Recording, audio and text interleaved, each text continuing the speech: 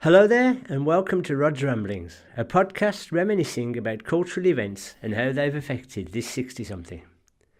This latest episode in my discovery of classical music comes about as a result of a message that I received from my good friend Chris. After the It's Only Baroque and Roll episode, she texted me saying that she'd studied Modest Mussorgsky's Pictures at an Exhibition at school, and it had always stuck with her and wondered if I'd like to consider it for a future episode. Well, Chris, thanks for your suggestion, and here it is. I've broken the episode down into 3 parts.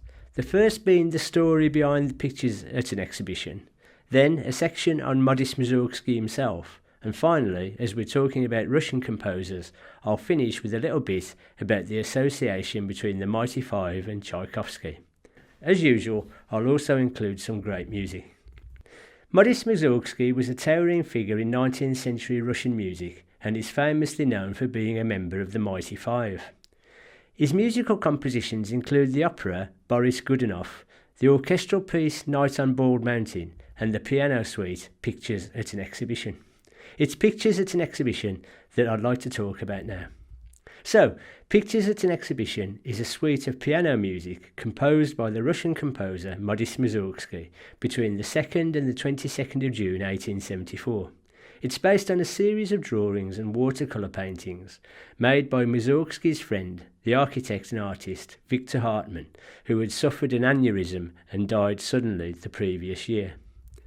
The suite was written as a tribute to his good friend and is intended to represent a tour around a gallery exhibiting Hartmann's works. There are 10 movements in all, each representing one of the drawings or paintings, along with a piece entitled Promenade, which represents the walk that the viewer takes from one exhibit to the next. The Promenade piece is repeated a number of times, varying in time signature and mood to reflect the speed that the viewer travels between the exhibits and the emotion that he or she feels along the way.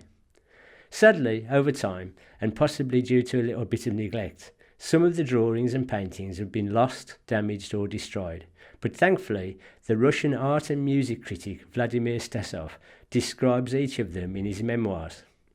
The first painting is called Gnomus or the Gnome. This is described by Stasov as a sketch of a small gnome with large teeth and crooked legs, not exactly the garden gnome with a fishing rod that we're all familiar with today.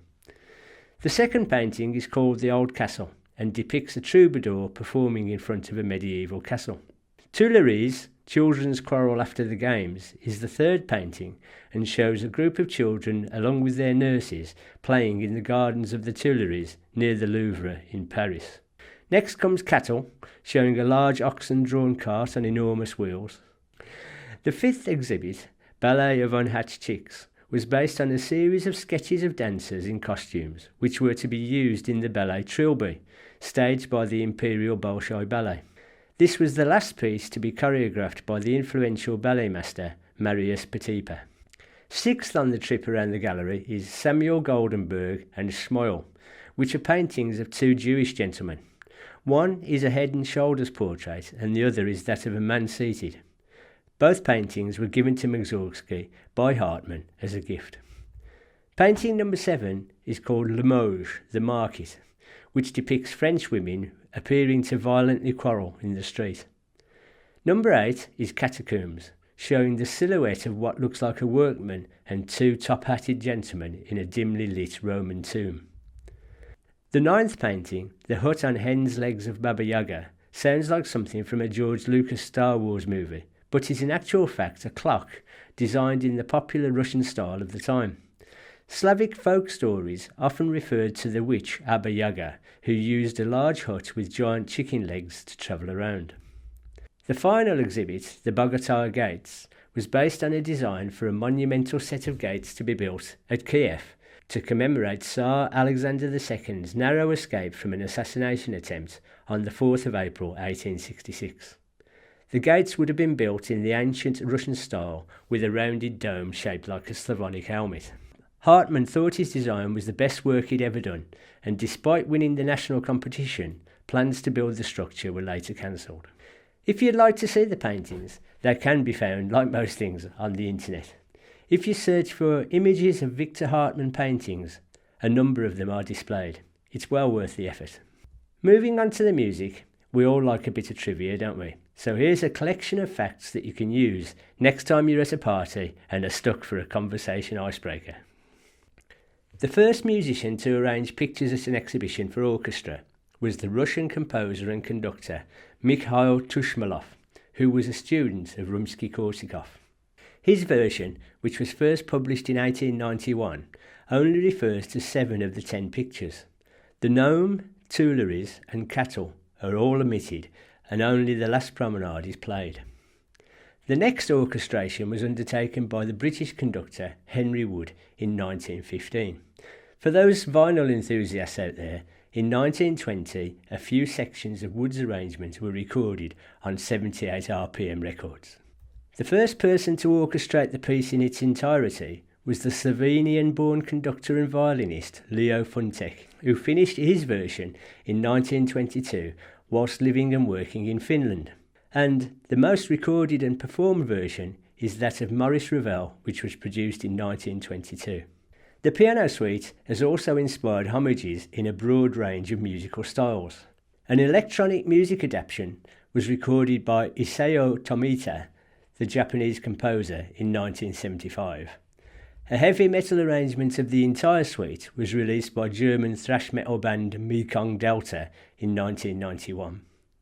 In 2003, the Yes guitarist Trevor Rabin released an electric guitar adaptation of the Promenade for the album Big Generator, and later included it on his solo album 90124.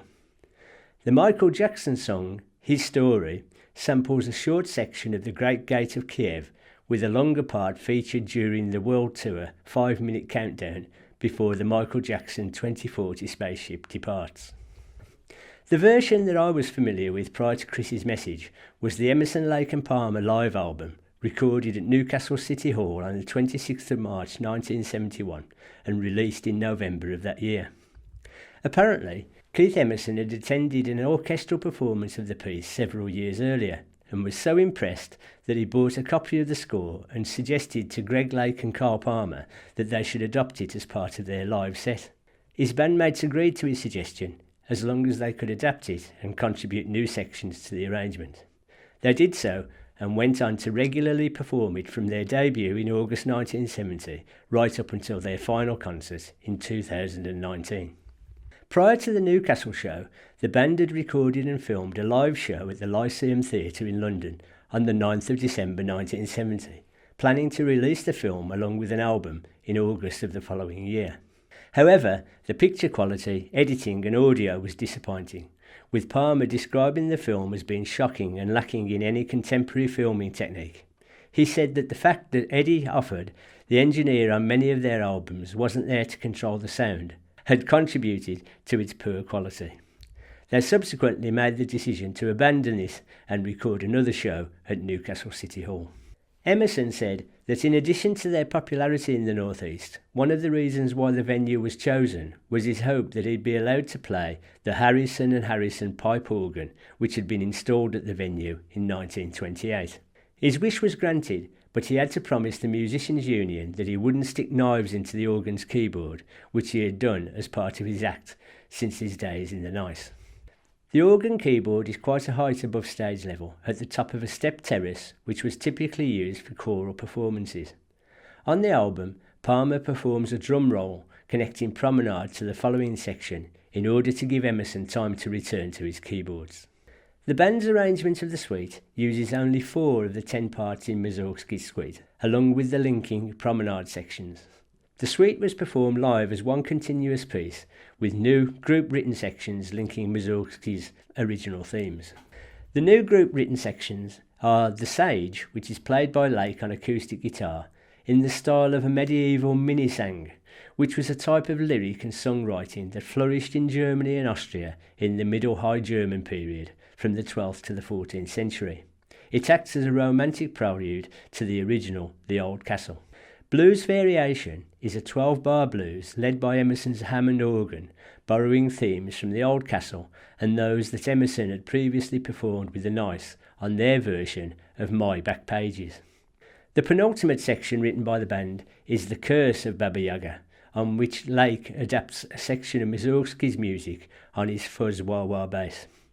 Although The Great Gates of Kiev was part of the original composition on the original piece, on the album, vocals by Lake have been added, and the piece ends with an extended feedback-ridden climax featuring Emerson dragging his Hammond organ across the stage.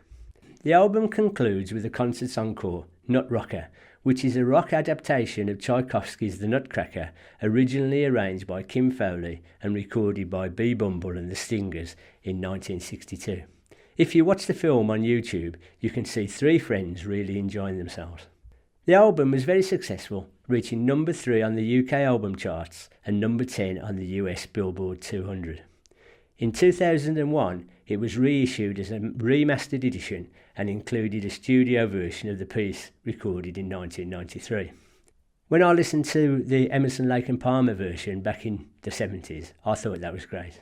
But listening to the Mussorgsky version as a result of doing this research, I'm not really sure which one I prefer the most. You have a listen yourselves and let me know what you think. Before we move on to Modest Mussorgsky's backstory, this is a good time to play a piece of music. For this episode, I've chosen a couple of pieces by Helmut Schenker. Helmut is a music producer and composer, well known for his ability to blend classical elements with modern ambient sounds. The first piece is called Maiden Voyage. I hope you enjoy it.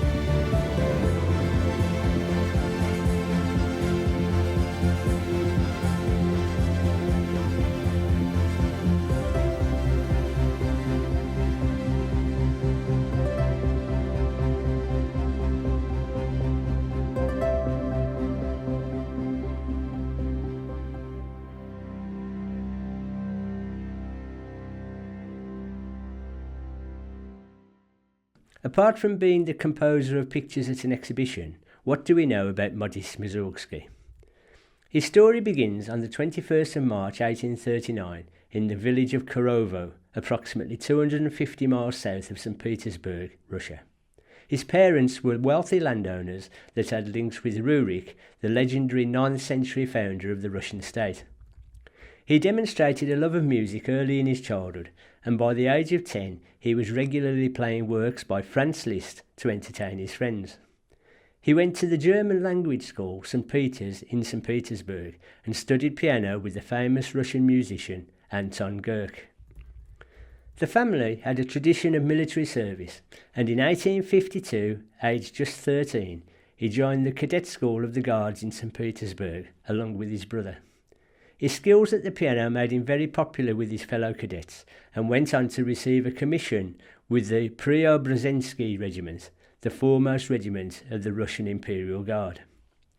Despite his successful time in the military, he is best known as an innovator of Russian music in the Romantic period, attempting to achieve a unique musical identity. Many of his compositions were inspired by Russian folklore and other national themes. In addition to pictures at an exhibition, two of the most famous pieces that Mussorgsky composed were the opera Boris Godunov and Night on Bald Mountain. Boris Godunov was based on the Russian Tsar of the same name.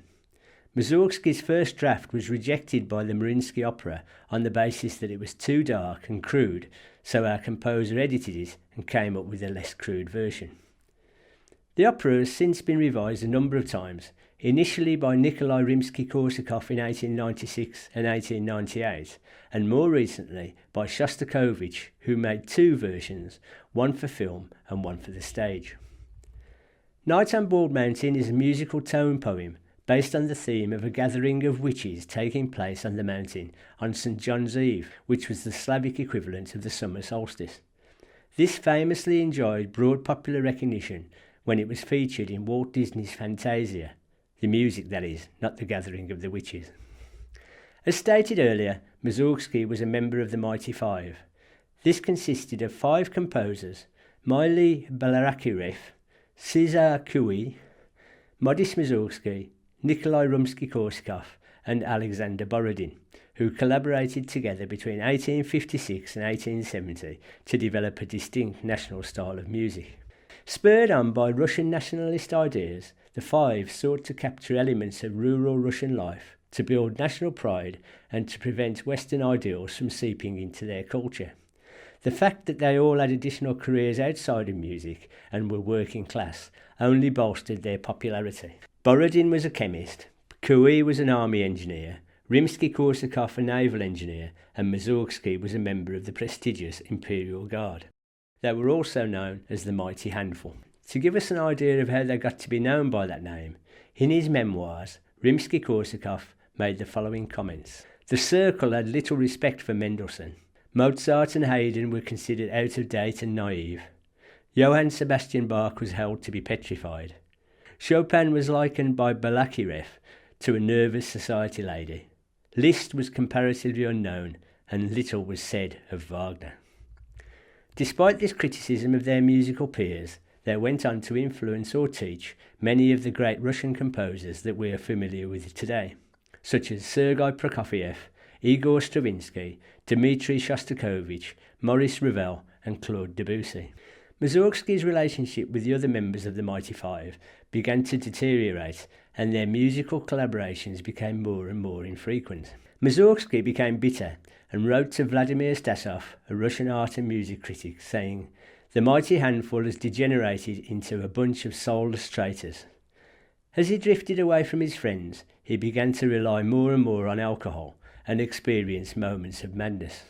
His struggles with the bottle had begun when he was at the cadet school, which had a dubious reputation regarding the way it treated its recruits.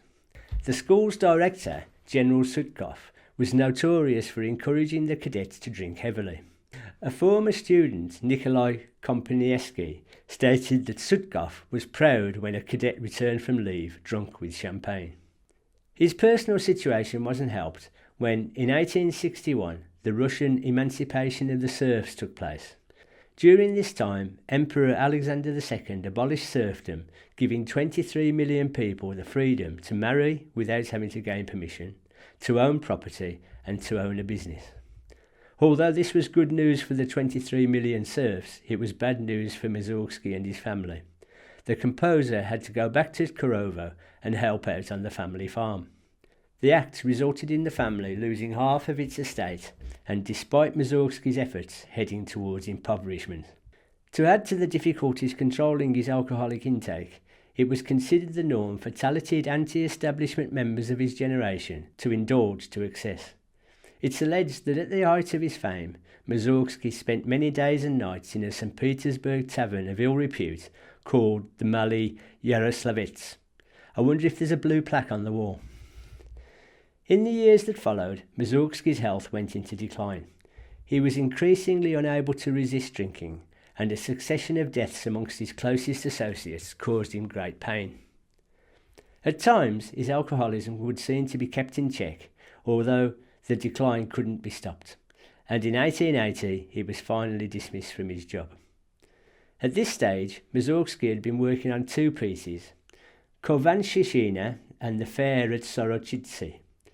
Aware of this lack of cash and his deteriorating state of health, a group of friends organised a stipend to raise finance in the hope that working on them would improve his state of mind and have a positive effect on his health.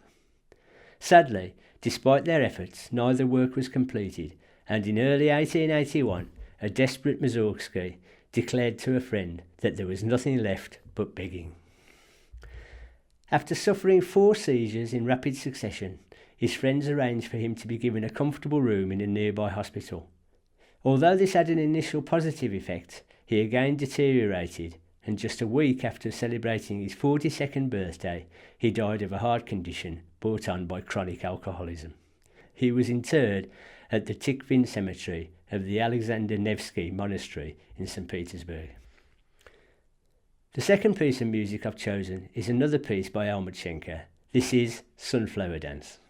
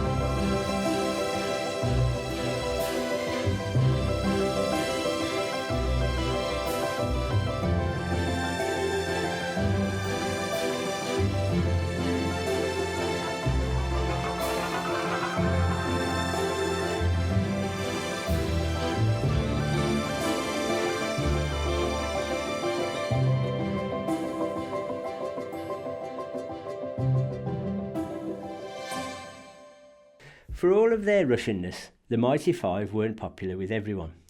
One of the most famous Russian composers, Peter Ilyich Tchaikovsky, didn't get on with them at all. They held differences of opinion about how Russian classical music should be developed.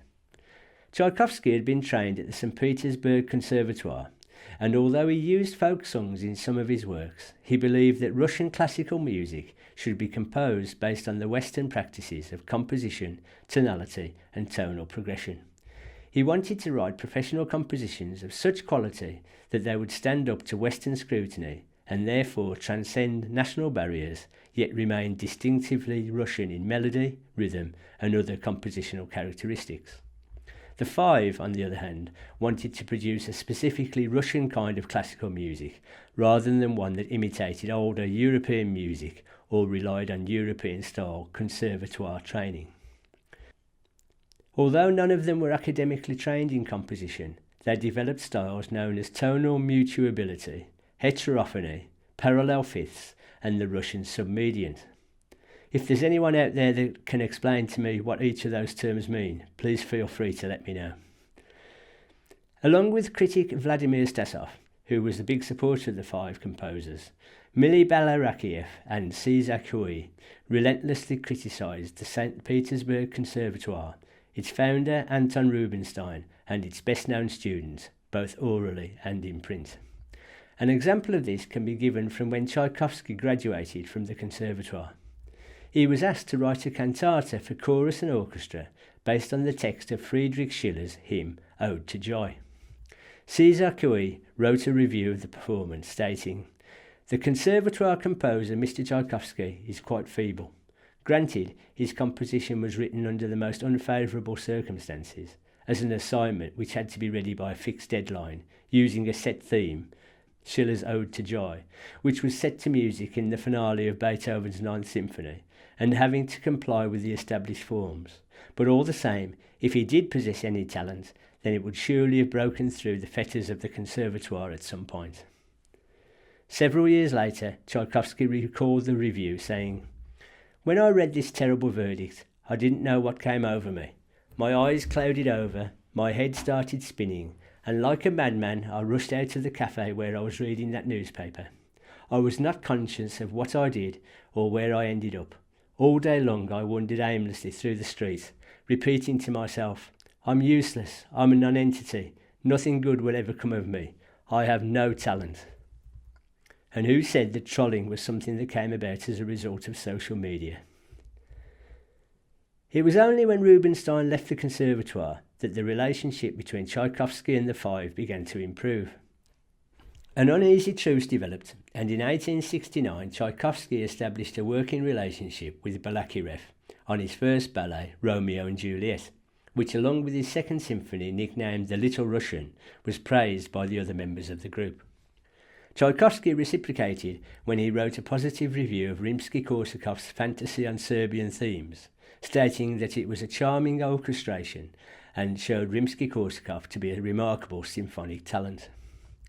Although Tchaikovsky and the group remained friendly, due to their differences in music, goals and principles, they would never be called real friends. As we come to the end of my tales of Modest Mussorgsky, The Mighty Five and Emerson, Lake and Palmer, I'd like to say thanks to Chris for a suggestion and hope that you found it informative and entertaining, particularly my attempts at pronunciation. So, until the next episode of Rod's Ramblings, cheers and take care.